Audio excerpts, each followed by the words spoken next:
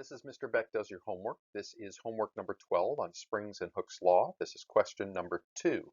And my version of the question reads, a load of 54 newtons attached to a spring that is hanging vertically stretches the spring 0.17 meters. What is the spring constant? So if we draw a picture, we will have a spring that's hanging from the ceiling, and we have some load, some mass on there.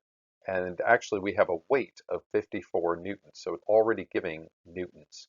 A free body diagram would show that the force of gravity is acting down on that point, and there's a spring force acting up on that point, and those two are going to be equal and opposite because the mass is going to be at rest. We're not talking about something bouncing up and down or accelerating. It's just hanging there at rest.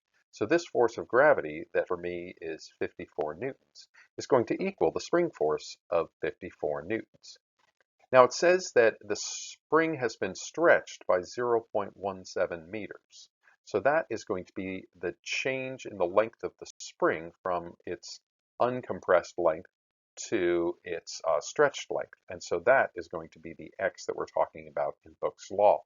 So Hooke's law tells us that the force of a spring is going to equal the spring constant times the amount the spring is stretched, Fs equals Kx. Since we're looking for the spring constant, we can divide both sides by x and get the spring constant is going to be the force of the spring divided by the amount the spring is stretched.